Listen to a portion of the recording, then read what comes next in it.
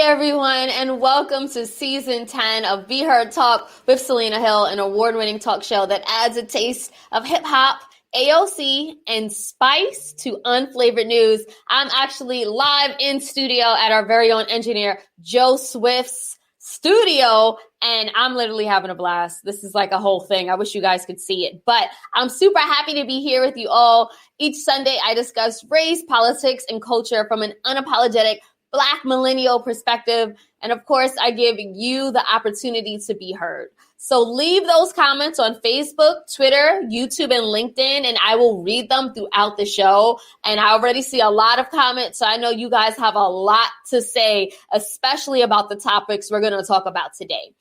So we're going to actually start off talking about the biggest stories of the week, everything from the CDC lifting the mask mandate for vaccinated Americans, to the latest on the Derek Chauvin murder trial, to Portia Williams's wild engagement to a very rich man that was formerly the husband of one of her friends.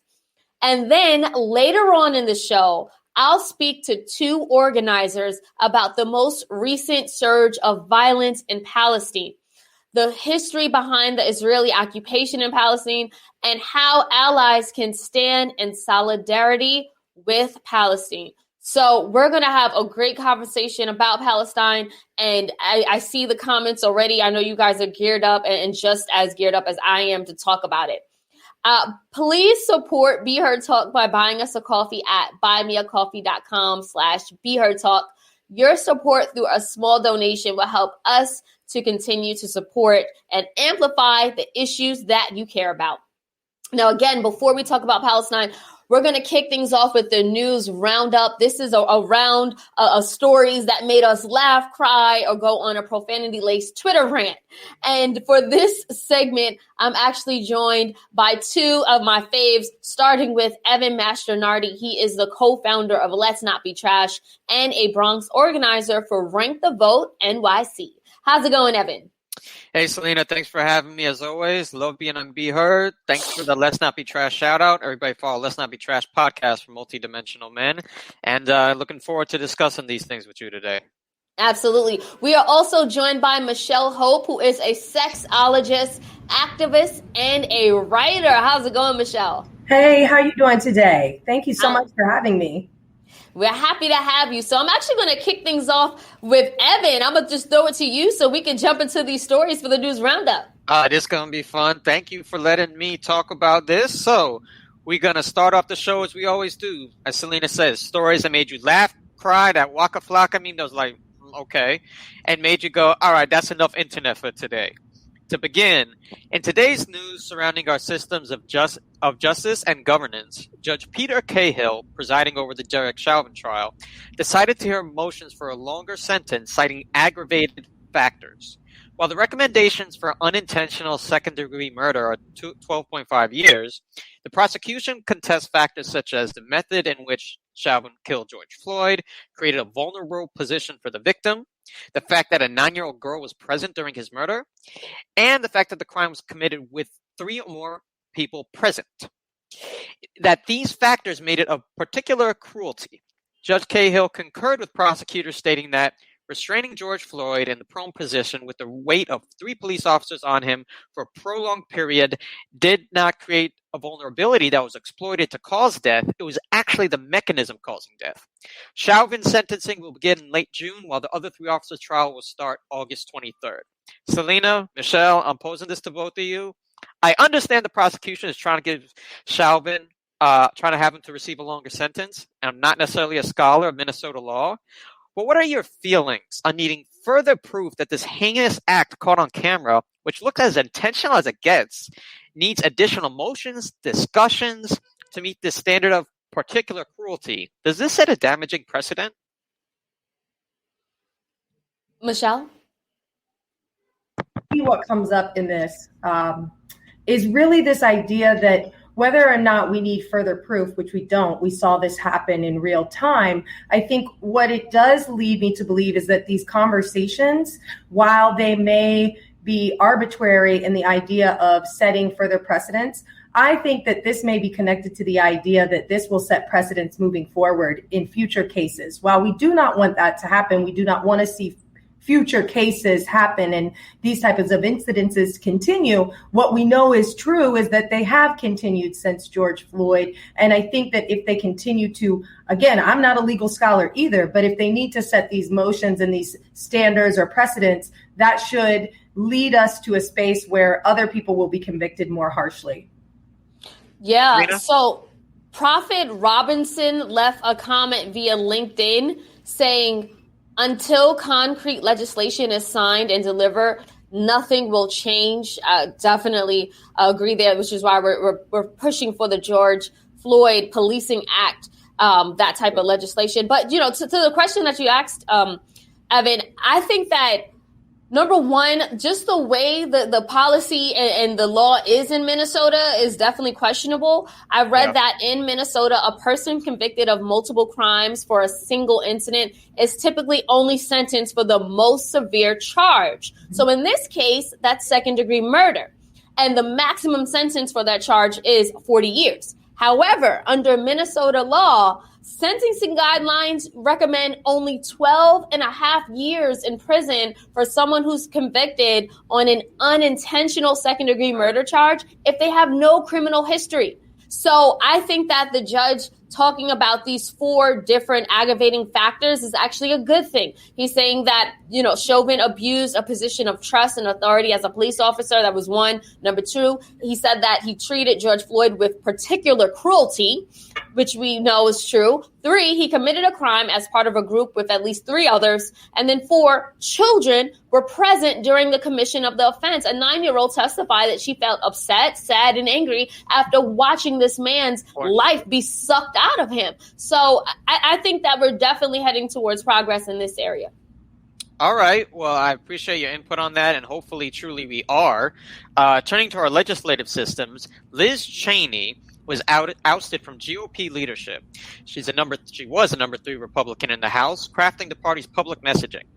After continuing to affirm that Joe Biden is the duly elected president of the United States and that there was no widespread voter fraud in the 2020 election. While in February, following her vote to impeach the former president, she was still voted by the party to keep her seat and position. This past week, she was voted out. This is primarily due to her insistence on these, God forbid, facts following Republican functions after February, including saying that Trump should not appear in future GOP events as he does not have a place in the future of the party. It appears like saying the truth may make some in power unpopular, but able to keep them in Republican leadership, but sticking to it has real consequences. Her seat has now been replaced by upstate New York Representative Elise Stefanik, a Trump loyalist. Selena, Michelle, again, it seems that we're in a tough spot here. We need Republicans to stand up to Trump and Trumpism, but when they do, they likely will lose power and be replaced by a loyalist to Trump's ideas. What do we think is the best strategy here for the country going forward, regarding representatives of conservative or even moderate districts like Stefanik's for contesting the most radical GOP ideas? Well, I'll say this, because Liz Cheney voted in support of Trump almost 90% of the time while in office. She is definitely a Trump loyalist. The only thing she's refusing to do is lie on his behalf by saying the election was stolen. I mean, look, I really can't fathom how I really think that the Republicans at this point live in a distant world and they have no grasp on reality, because you're literally oisting a woman who is, voting in his favor and your favor because you support, Donald Trump. So I want to actually go to Prophet Robinson's comment via LinkedIn. Prophet Robinson says, Liz is a true Republican. I have respect for her. And I'm guessing Prophet Robinson is saying that because obviously she's standing up against the lie. She is a true Republican because she keeps voting for Republican values. She's extremely conservative. And just because she won't lie, the Republican Party is sickening to me at this point. Michelle, what are your thoughts? Well, I honestly think that if Liz was Latham and was a man, we would not be having this conversation. I think that it speaks to the idea that there are men in the Republican Party who have stood up against Trump, and we don't see them in the news cycle to the same extent. I think that this was an opportunity to really try to shift this balance of power, because she was like one of the most powerful women in the GOP. And again, she has been a Trump loyalist up until this point, because this was just fugazi. Okay, you didn't win, and now we all know that. But I don't think it goes back to Trump loyalists, because she's proven that by voting for his legislation and what he wanted. I think it comes down to the fact that there is some gender bias here. And I think that this idea that she was ousted is only really a part of her being a woman. If she was a man, I don't think we would see this or be having this conversation. Well, that's a good point. That's a good point. I just wanted to go to Michael R. Hassler's comment on LinkedIn. Michael says Liz is right on truth. She's wrong for voting for everything Trump wanted. Go ahead, Evan. Well, she is being replaced by a woman, the representative from upstate New York, but it may be a woman that, as you said, loyalists the same, but loyalists to the extent of supporting the big lie, as it being called now. So to Michelle's point, it's not just about being a woman, it's about being a woman defying a powerful man. There it is. Yeah. So now turning to entertainment news, but also news on how damaging vitriol in the public eye can be for one's mental health. Chrissy Teigan publicly apologized for bullying model and singer Courtney Stodden. Stodden, who goes by the pronoun they, was only 16 when they married 51-year-old acting coach Doug Hutchinson. After their divorce last year, they cited his emotional and mental abuse, but also stated how much other public figures contributed to their internal strife. This included taunts from Anderson Cooper, Joy Behar, who called her a slut, the fact that Dr. Drew performed a televised ultrasound on her breasts to prove to the public they were real, and most significantly, Teigan would publicly and privately message them, wishing they would kill themselves. While Teigan apologized for her words to Stodden claims she has never actually reached out personally to them. Additionally, years ago, Teigan found herself taking a break from Twitter, citing her own cyberbullying. But when she herself took part in it, at that time, she didn't apologize on her own volition for taking part in cyberbullying on herself.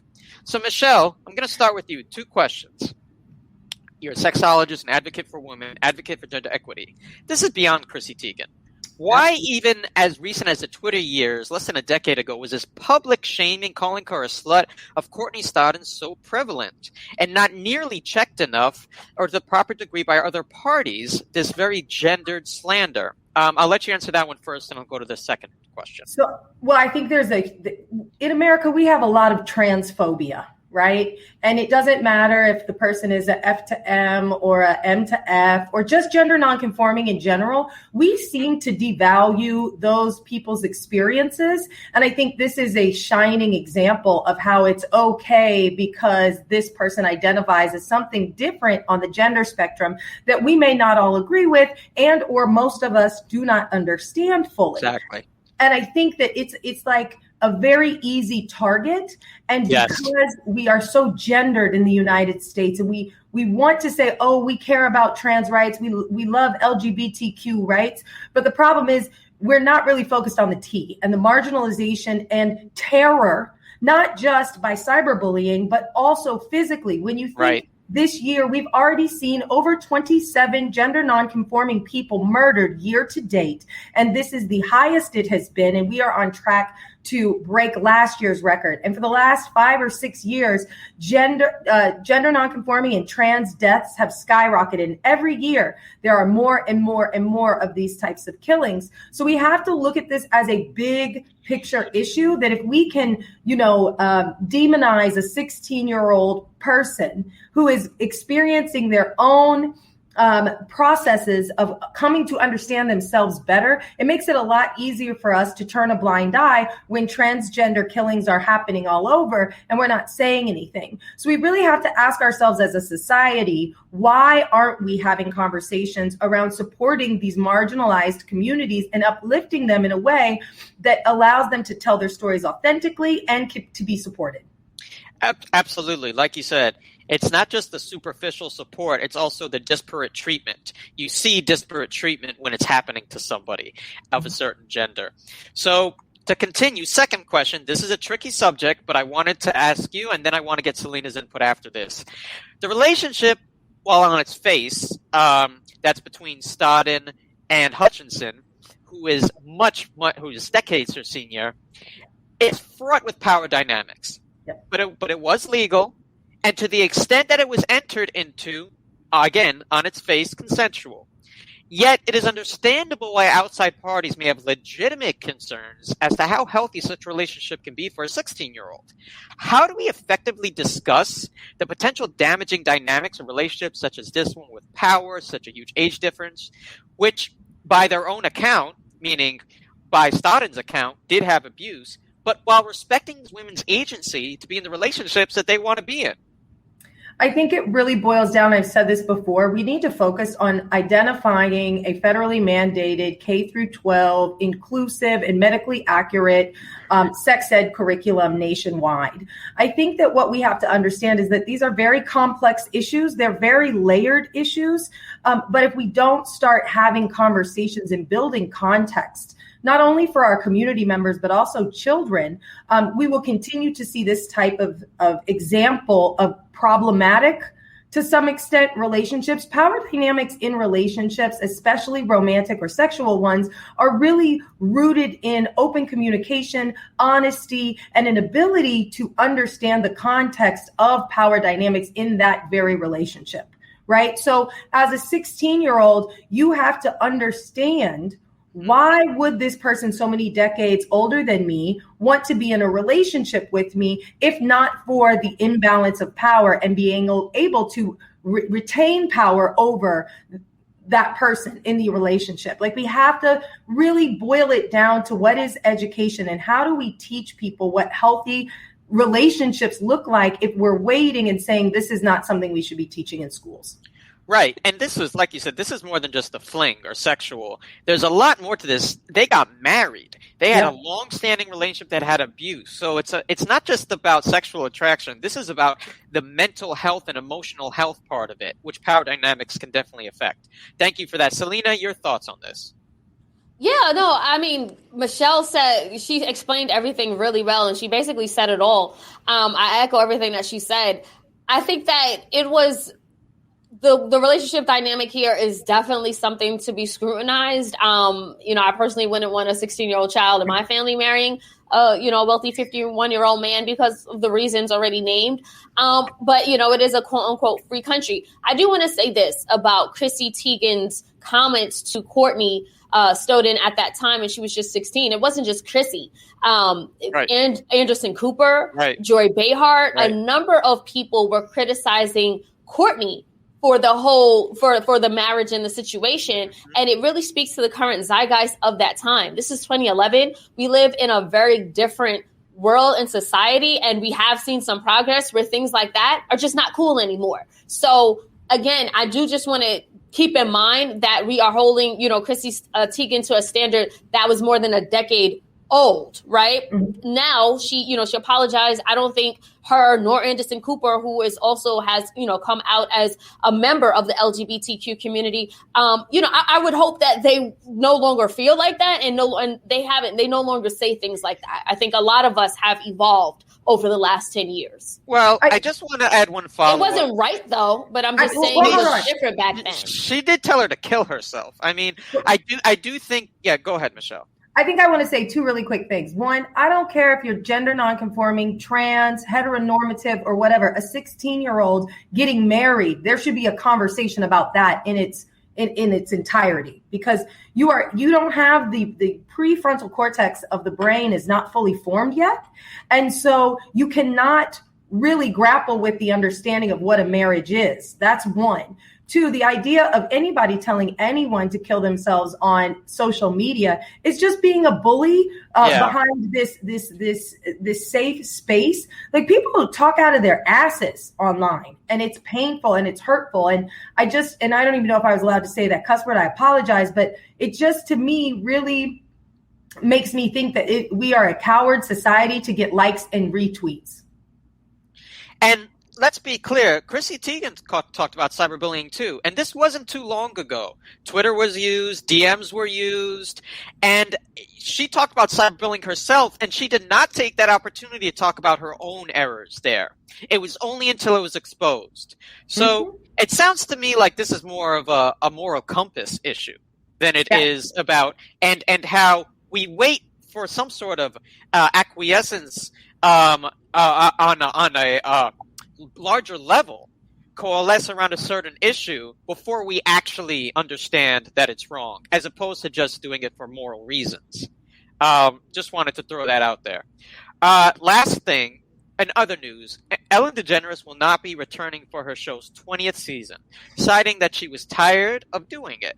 However, in wake of the fact that her positive, upbeat brand took a major hit when allegations of a toxic workplace, including unchecked sexual harassment, first surfaced in a BuzzFeed report, which resulted in the fire of 3 executives, journalists wonder, is she being tired or tired of taking accountability? So, to me, the reason Ellen is leaving isn't the main reason here. The main issue is that there was a pervasive, toxic work environment. Selena, I'm going to start with you. As someone who has worked in media and journalism most of your career, how accountable do you believe a boss should be for knowing and dealing with conduct that happens during your tenure? Yeah, no, I think that standard goes across the board, no matter what industry or sector that you work in. I want to say this about Ellen, though, because when Ellen first came out over a decade ago, back in the 90s, it was a watershed cultural moment that cannot be overestimated or understated by any means. But throughout the tenure of her 2-decade career hosting the Ellen Show, we sort of find that, her kindness and relatability factors almost seemed like they became complicit. I feel like Ellen, being an older, white, privileged woman, didn't really conform or mesh with the current zeitgeist that we live in, which calls for more accountability, which Evan was talking about, and which calls for more authenticity. And I just feel like with Ellen, it's just, I don't think what she represented then, like, I appreciate it, but I don't think that translates to what society is demanding from, public figures and figureheads today. That's very true, how that can be in conflict. Michelle, what do you think? Well, I think at some point, there's a couple things here. Similarly to when Oprah walked away, we were all sad. We'll all be sad that Ellen's walking away. But let's remember, Ellen's got millions and millions of dollars. Right. She can touch anything and it will probably turn to gold. We don't need to worry about Ellen or her show going off the air. She will continue to do all the things and come out with something again we will, as consumers, consume. Whether or not she should be held responsible for the toxic culture in her workplace is for me almost obsolete, because at this point she's just a cast member. While it might be her show, it might be her name, I think that there's a lot of workings that happen behind the scenes that she doesn't have any idea about. Well, that's my broader question. I guess this is where we'll end.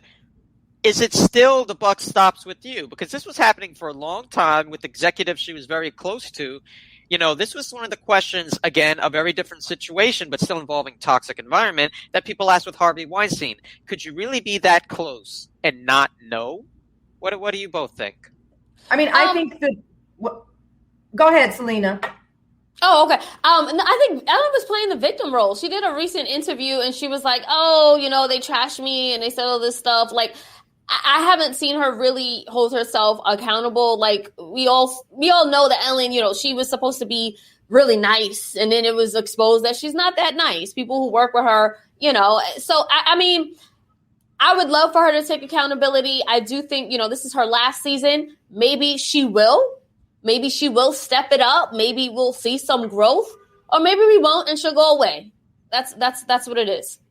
I mean, my last thing on that would be media in general is not nice. The entertainment business, people are not nice. This is not just, only about the Ellen Show. This is something that happens in media quite often, and in entertainment, that it's a very competitive place. And that is how the systems and powers that be are. I think many people kind of knew that, but didn't want to vocally say that that should be the precedent. And now we are checking these precedents that why is a toxic workplace, even if sexual harassment isn't being happening. We've heard about people being abused, tables flipped, horrible language. It seems like now we're reforming whether or not that should be the standard for entertainment, that we should just accept that. And overall, I do think that's a good thing. So that's the news roundup. Thank you, Selena, for giving me the opportunity to do it. Thank you, Michelle, and both of you for the input, and we'll see you next time. Absolutely. Appreciate you guys always. So now we're going to move things along to some of the questionable stories that made me say, really? Throughout this past week. Starting with the CDC. The CDC said on Thursday that fully vaccinated people do not need masks in most spaces, including being indoors. However, the federal mask retreat has set off confusion for states and cities around the country. Not only did the CDC announcement catch mayors and governors off guard, but some public health experts question the wisdom of the relaxed guidelines. And the most obvious issue here is that, okay, so the CDC basically created two separate rules, those who are vaccinated and rules for those who are unvaccinated. However, there's no way to tell the difference. Plus, the people who are pushing the limits on not wearing a mask more than likely are the ones who have not been vaccinated. So, yeah, I can get vaccinated, but how do you know if the person you're sitting next to has? Exactly. Meanwhile, Ohio Governor Mike DeWine announced the end to COVID-19 mask and social distancing measures throughout the entire state of Ohio.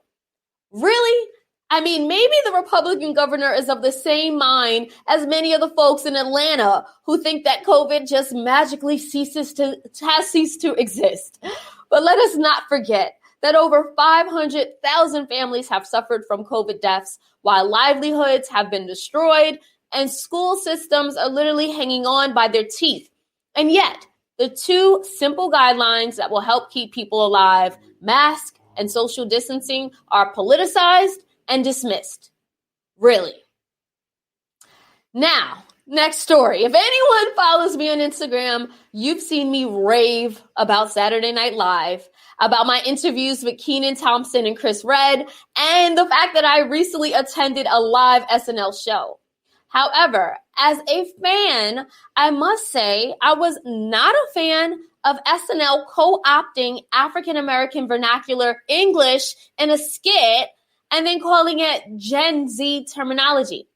Look, I'm sorry to say, but SNL missed the mark with their Gen Z hospital sketch, where they tried to pass African-American vernacular as a new mainstream white teen slang. Guys, it's literally jargon that Black folks have been using in our communities for generations since we've been forced to code switch in America. And since the beginning of time, it's like white people continue to stumble upon things and call it theirs, whether it's language, the Caribbean, hip hop, everything. And honestly, at this point, we're over it, really. Last story, Portia Williams. Portia, you really wanted Phelan's man because we saw in your house and they captioned her as your friend. And we saw the picture with you, Dennis, and Simon. And we get it. He has some change, like $40 million. And, you know, it is what it is. But seriously, you're really going to marry him? This is the man? Portia, we saw your growth. We saw you going to therapy. We saw your loyalty to Tanya and Shamia for so many seasons. But we don't understand, girl. Please don't hit us with the hashtag love wins. Because really? All right. Now, on that note, we are going to keep things moving along. Now for our main topic. Gaza is under attack. The fight for Palestinian freedom. The death toll in Gaza has climbed to a total of 181, including at least 52 children and 31 women since the beginning of the airstrikes on Gaza began last week. Plus, at least 1,225 people have been injured and that number is expected to rise. On Saturday alone, Israel targeted a refugee camp in Gaza where at least 10 Palestinians were killed. It also destroyed a building in Gaza City that houses the offices of Al Jazeera and the Associated Press, which is a direct attack on media and journalists. The recent conflict began after Israeli military had a brutal response to Palestinian protests over a threatened neighborhood in East Jerusalem. Now, here in the U.S., many of us have been condemning the illegal Israeli occupation and accounts of disproportionate use of force that Israel is putting out in return against Hamas. Meanwhile, while the Hamas rockets were fired and Israeli airstrikes were toppling buildings in Gaza and all the violence was happening on the ground, President Joe Biden was pretty quiet about this escalating crisis. He did not issue any hastily arranged remarks on the Middle Eastern violence, nor did he really even bring it up unless he was asked. And when he was asked about the matter, here's what he said, and I quote, "Israel has a right to defend itself when you have thousands of rockets flying into your territory. My hope is that we'll see this coming to conclusion sooner rather than later." Yeah. So to discuss the escalating tension in Palestine, the event that triggered this recent surge of violence, and the history behind the Israeli occupation in Palestine, we have two very special guests that I am honored to introduce, starting with Tahir Herzala, who is the Director of Outreach and Grassroots Organizing with American Muslims for Palestine. And we are also joined by Nourdin Kiswani, who is the founder and chair of Within Our Lifetime, United for Palestine, a community-based Palestinian-led organization whose goals is to revitalize the revolutionary spirit of the Palestinian community abroad in pursuit of free homeland. Thank you so much for joining us here on Be Heard Talk. Thank you for having us. I appreciate you. Absolutely. So Tahir, I actually want to start with you. There's a long history of tension between Israel and Palestine. I know we have 30 minutes left for this conversation, but if you could just try to get us up to speed about the roots of this Israeli occupation. And again, I know we don't have enough time to really, really dig deep, but if you could just help some of us understand what's going on at the root. Yeah, absolutely. I mean, as simply put as I could put it, we have an occupying force, a settler colonial enterprise, which is rooted in the late 1800s out of the European colonial experience, Zionism, which in essence is a white supremacy transformed into Jewish supremacy, taking over Palestinian land, indigenous Palestinian land, in order to settle that land and colonize it, and to make an exclusively Jewish state on the ruins of Palestinian people and the Palestinian land. And this is what the gist of it is. If you want to look at the core root of the problem that we have today, all of the issues that we have today in the region are derived or rooted in the occupation of Palestine from the beginning, from 1948 till today, by the Zionist entity known as the State of Israel, has caused and wreaked havoc on Palestinian society, has sought to ethnically cleanse the Palestinian population from our historic indigenous homeland, and has sought not only to remove us, but also erase our history and legacy in the region. And as you saw over the past 2 weeks, especially in the last week of the holy month of Ramadan, Israelis are making incursions into the blessed and holy mosque of Al-Aqsa, which is another example of Israel trying to erase and diminish Muslim holy sites in the region in order to, again, recreate history and rewrite history in their own liking. And this is really the basic bare bones answer that I have for you for that. No, thank you so much, Tahir, for just breaking that down. Kika left a comment via Facebook that I want to go to. She says this country has always been silent on Israel colonizing others. Thank you so much for that comment, Kika. Nourdin, definitely want to get your feedback and your thoughts as well. Yeah, I think, Tahir pretty much summed it up. And, I'm glad that he brought up, since 1948, yesterday, May 15, It actually marks the 73rd year of the ethnic cleansing of Palestine, the genocide of the Palestinian people that began in 1948. A lot of people look around and they think that this problem just started, when bombs started dropping. But Gaza has also been under siege and blockade since 2007. So nothing can get in and out without Israel's approval. And they don't have clean water. They don't have electricity for 16 hours a day. 100% of the population suffers from post-traumatic stress disorder. And 45% of the population is under the age of 14 years old. So quite literally, when Gaza is being bombed by Israel, they know that children are going to die, and they do it anyway because most of our population is young.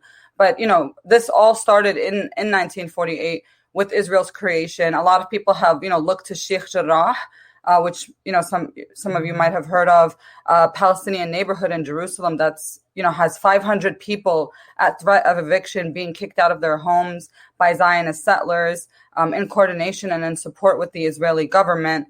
And one thing that people have been saying that I think really poignantly captures this is that every Palestinian neighborhood was once a Sheikh Jarrah, and everything that Israel is built on now was once Palestinian land. And of course, I love the comment about America being silent, because what else can we expect? This country was built also on the ethnic cleansing, the genocide of the indigenous people here, right? So, of course, the United States is also going to support a country that's doing the same thing. And yeah, so I'll leave it there so you can ask us more questions. I have a lot to say about this. No, Nardine, thank you for just speaking truth to power. I did want to get to Khadija Caroline Cruz's comment via LinkedIn. She says, Israel is treating Palestinians like America was and is still treating people of color. So to your point, Nardine, this is, pretty unsurprising. And I did actually want to just dig a little bit into President Joe Biden's response a little bit more. Were you in any way surprised? Because, he said himself, I'm going to be the most progressive president ever. But it's like, where are you on this crisis that's going on? Yeah, not at all. I wasn't surprised. I mean, every single U.S. president at this point during their time as presidency has supported Israel. And even if he gave us some fake lip service where he, made some, fake thing to pretend to stand with Palestinians, we still wouldn't believe it, because the United States gives $10 million in our tax money to Israel every single day. And that's not a typo. Literally $10 million every single day, instead of, they still don't have clean water in Flint, Michigan. We can't even give people adequate access to healthcare in this country, but we have $10 million a day to send to an occupying army that's putting bullets in the chest of Palestinian children. And the NYPD literally has an office in Tel Aviv, in Israel. Police forces from the U.S., including, Minnesota, Ferguson, so many of the most violent forces we've seen, even the NYPD, are being trained in Israel from moves like the knee on the neck. And they also share, they get their same supplies, tear gas, so-called crowd control tactics that are actually violence to repress and oppress uprisings. And yeah, they're treating us like the same way, like we're terrorists, because they know that we have a struggle, and they know that, we're righteously angry, and they want to take that down. Absolutely. So, Tahir, I definitely want to get your response. And I know that Prophet Robinson said the Obama administration too dog Palestinians. He said that via, I think it was LinkedIn a few minutes ago. Tahir, what is your response to, Biden's response and just the history that America has of being so supportive of Israel and not calling out war crimes like we, do or would do in any other instance? Absolutely. I mean, the United States is not only silent about Israel's war crimes. The United States is an active participant in Israel's war crimes. I mean, we should be very clear and frank about that. Without the U.S. support and funding and political cover that is provided in the international arena, Israel would not be able to do what it is doing today. The United States is fully complicit in the violence committed against the Palestinian people. And our sister Nardine just brought you the numbers. Yes, $10 million every single day, close to $4 billion annually in military aid. That means American weapons contractors are profiting from the murder of Palestinian babies. The American prison industrial complex also profits. All the evil forces in this country that oppress our people here domestically are party to the oppression of Palestinians abroad. And this is the problem that we have. The Biden administration came into office saying that they are going to be the human rights presidency, that they are going to flip the script on the Trump administration's policies of working with despotic regimes and human rights violators. Well, here's your opportunity, Mr. Biden. Here's your opportunity to come and speak out openly about one of the most gruesome, vicious, and violent attacks on human beings happening in the world right now. And instead of condemning Israel's violence, Biden gives excuses for Israel's violence and talks about, quote unquote, Israel's right to defend itself. Well, Israel has no right to defend itself against an occupied people. The occupied people are the ones who have an absolute and fundamental right to defend themselves against an occupier. This is the situation that we're dealing with when it comes to American politics. A dismal response, callous, and disgusting, scandalous response from the Biden administration thus far, where the State Department spokesperson Ned Price refused to even acknowledge the suffering of the Palestinian people, refused to even condemn Israel for killing babies. I mean, how absurd do you have to be? How evil do you have to be to not even want to utter the words condemn Israel for the things that are clearly and openly done in open view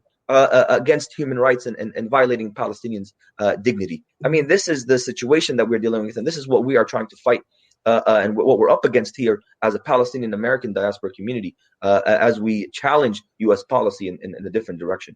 Absolutely. So LinkedIn user left a comment via LinkedIn that I want to highlight. They said, why is every American president silent on the Palestinian occupation?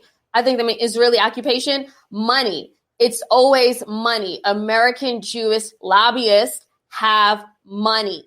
I know Stanley Fritz also left a comment. We want to get to Stanley. Stanley says there is no excuse for the mass murder being executed by Israel. Israel is an apartheid government committing genocide. We absolutely would agree with that type of sentiment, but it's something here that I feel like American media in particular doesn't frame it like that. Like even the so-called progressive left, when I'm reading about what's going on, I'm hearing, they're saying, oh, there was evictions and, people are upset and there's clashes of violence. And, hearing that and reading that and not understanding the slant can become confusing. So I wanted to also just clarify the recent events that are happening, because I think American media is not doing a good job, especially when we talk about eviction. So Tahir, I'll throw that one to you too. Can you talk about the most recent events that triggered everything?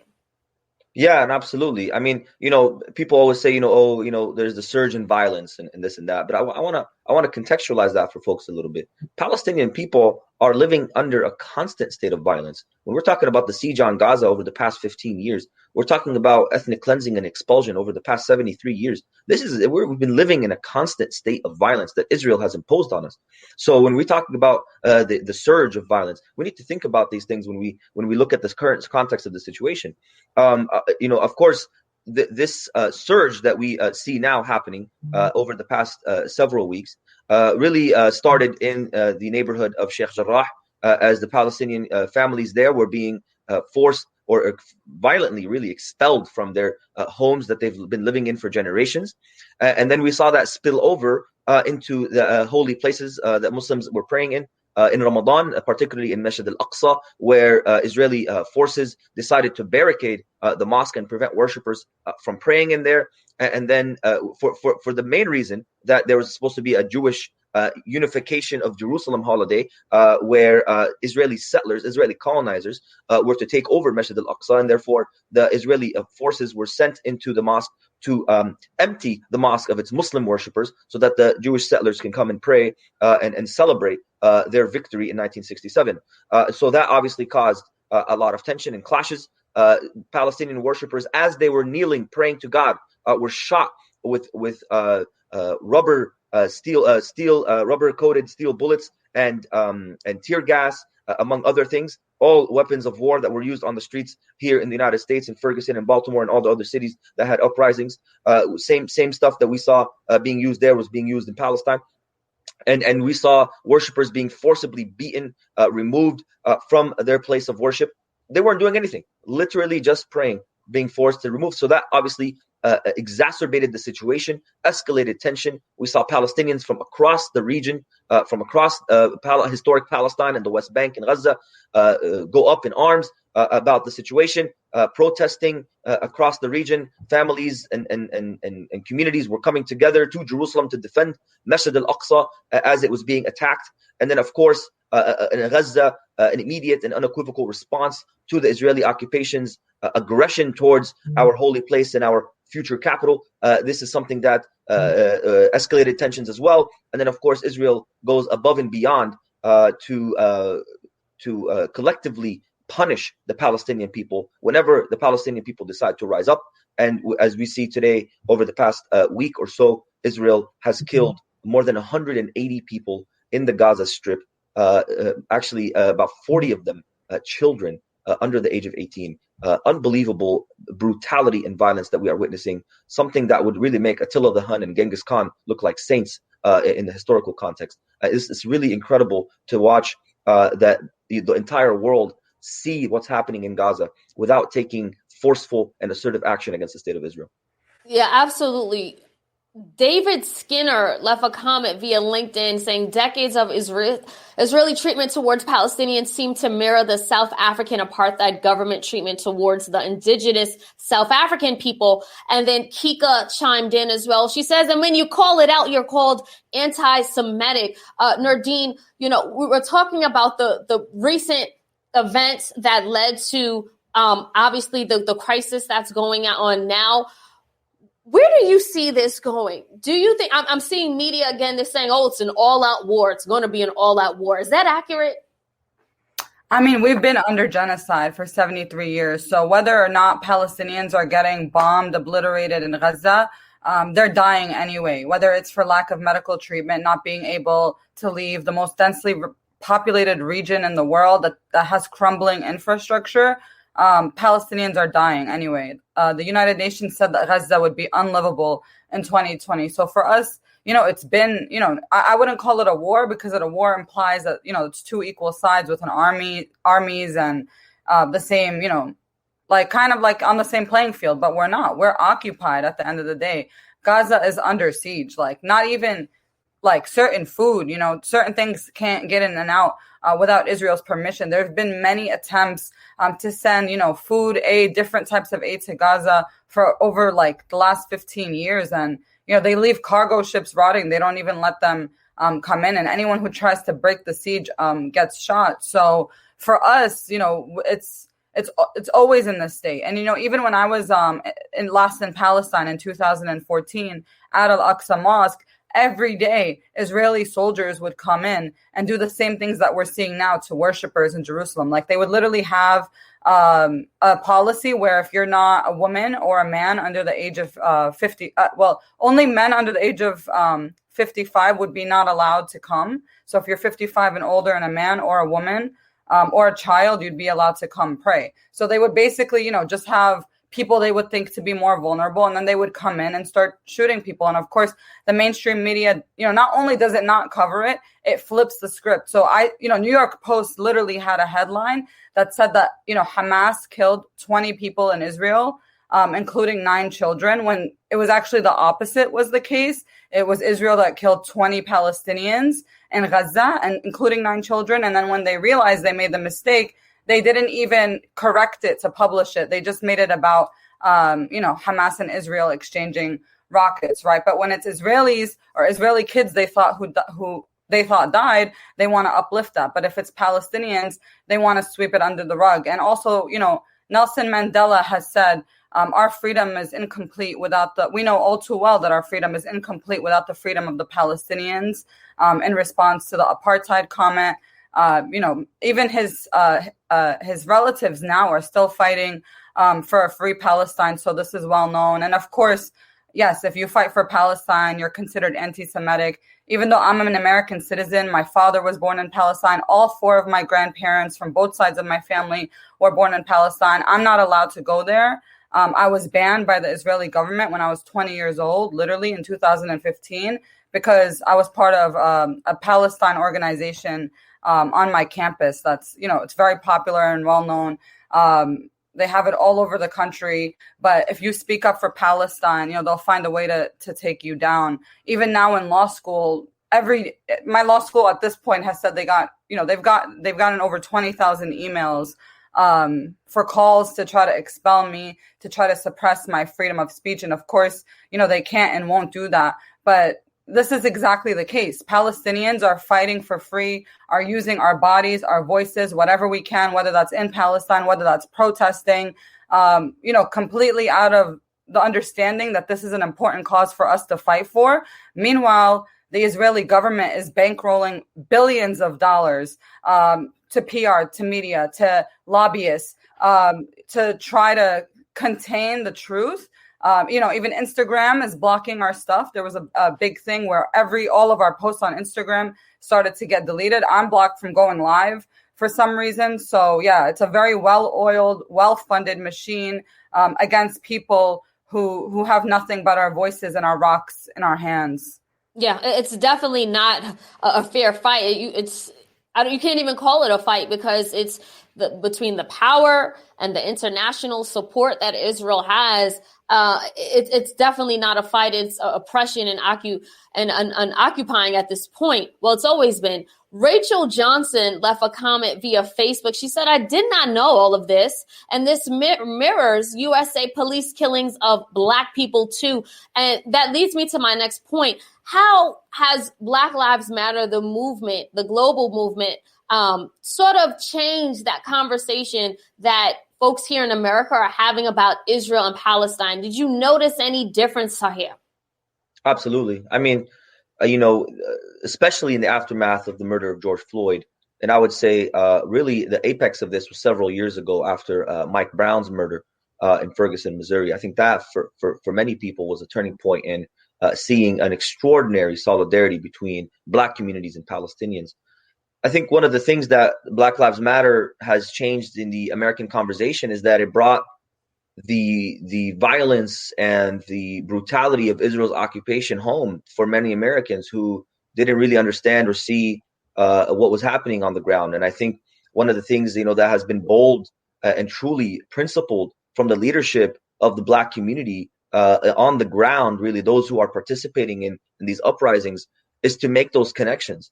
And to be in relationship with Palestinian organizers in the United States and on the ground in Palestine.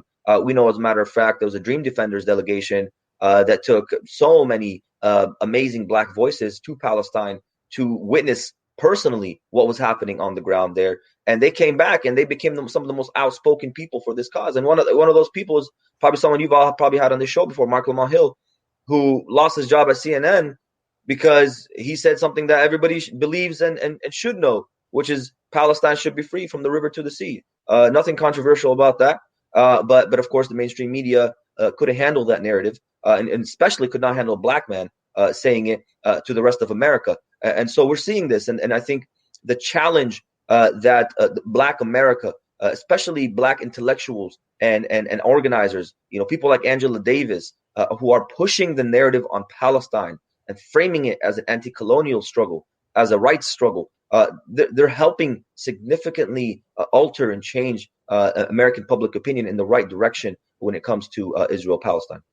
Yeah, and I just want to say this because I do feel like a lot of folks will say like, oh, well, America, we have enough issues here, and Black folks, we suffer enough oppression here. And what I always say is that we can't be free unless everyone is free.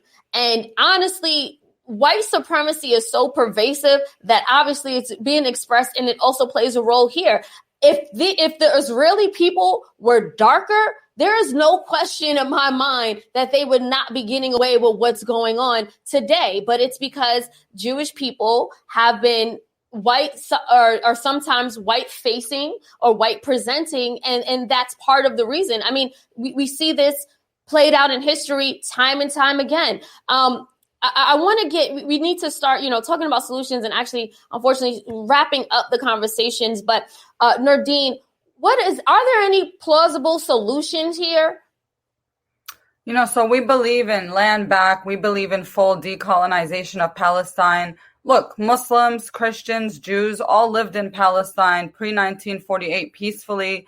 We're Muslim. My grandmother used to tell me stories of her doing Easter egg hunts in her village and how they would go to the Jewish butcher because it was better. And there are still Jewish people in Palestine that don't recognize themselves as Israelis. So, for us having one Palestine, freedom for all, nobody can have supremacy based on their religion, based on their race, because, a Jewish state implies, and not just implies, it effectively and de facto is going to be Jewish supremacists. So, having one Palestinian state for all people who want to be a part of that and not, just destroy and kill and ethnically cleanse the Palestinian people is the most just and realistic solution, because there are so many Palestinians still fighting for their land within Palestine. And as long as, Israel is colonizing us, Palestinians will not stop fighting for our rights and for our freedom. And there are also millions and millions of Palestinian refugees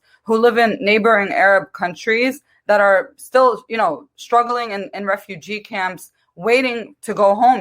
They've really been waiting their whole life, building their whole life to go home. And even in, what we've been seeing in Palestine, all these protests, you also had protesters from Jordan and from Lebanon try to rush into the borders between them and Israel to go and support their Palestinian brothers and sisters back home. So this struggle is not going to end. And Palestinians will always show that there is a price to pay for occupation, even with the least we can do, even if just with our voices.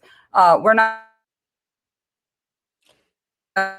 fighting. So I really believe that that's the most just solution. I also just want to extend really quickly gratitude to Black liberation struggle since the Black Panther Party, who visited Palestine, since Malcolm X, even figures from a long time ago. This is nothing new. So I think the Black liberation and Palestinian liberation are two compasses, struggle that everybody should be a part of and supporting. And I just wanted to say that.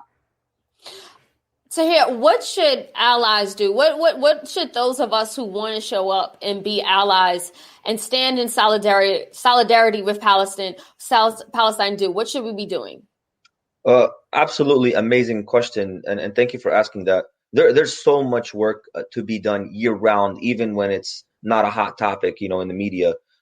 Number one is, we're as a Palestinian people, we have made the call to boycott, divest, and sanction Israel. This is something that is fundamental right of our people, and boycott is a common used tactic to achieve rights and to achieve political gains.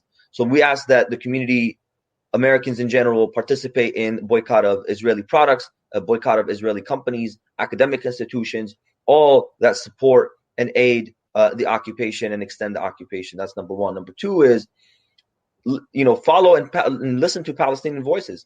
I mean, one of the most important things is, this connection that we have as a community, people understanding what's happening. You're one of the few media outlets that actually brings Palestinians on to talk about what's happening on the ground, to talk about what's happening all over the region. So this is really critical, and I think that's really important for us to know. Number three is, let's push our members of Congress. Let's push our politicians, people who are supposed to be representing us, to take a different approach on Israel-Palestine. We have a bill that was introduced in Congress, HR 2590 by Betty McCollum, that would basically leverage U.S. aid to Israel based on its human rights record. So this is something that we are trying to advocate for. We are trying to push for, so that we are moving U.S. policy in a different direction, despite the odds and despite the tidal wave that's against us. And we hope and pray that the rest of Americans and especially our Black brothers and sisters join us in that struggle. Oh, absolutely. Thank you so much, Tahir and Nardine, for not only joining us today, but the activism and the work you are doing for liberation. Like I said, we can't be free unless we are all free. And you guys are on the front lines fighting for freedom. Thank you. Thank you, Selena. On that note, we are actually going to end this episode of Be Her Talk on Oh, absolutely. Absolutely. We're going to end on a positive note. On a segment we like to say, Black Women Rise. So for today's Black Women Rise, we celebrate an actress and a philanthropist who is one of our all-time favorite TV moms and the essence of Black excellence. I am talking about Phylicia Rashad, who is now the dean of the newly reestablished College of Fine Arts at Howard University. So this is a full circle moment for Rashad, as her father and her sister, Debbie Allen, graduated from Howard University as well. Now, she is known most famously for her role as Claire Huxtable on The Cosby Show, and she recently appeared on TV shows like This Is Us, David Makes Man, Empire, and the new Christmas classic Jingle Jangle on Netflix, proving that her acting skills and her beauty is only getting better with time. Her career has spanned over decades on both the screen and the stage. She also received multiple Tony Awards and Emmy nominations, giving us countless moments of Black excellence. Look, the students at Howard are indeed very lucky to have Miss Rashad championing their education. Thank you so much, Phylicia Rashad, for everything that you do. I want to thank everyone for tuning in to Be Her Talk today. Please remember to support us by buying us a coffee at buymeacoffee.com/BeHerTalk. Your support will help to support us as we support you and the causes and the issues that you care about. Until next week, take care.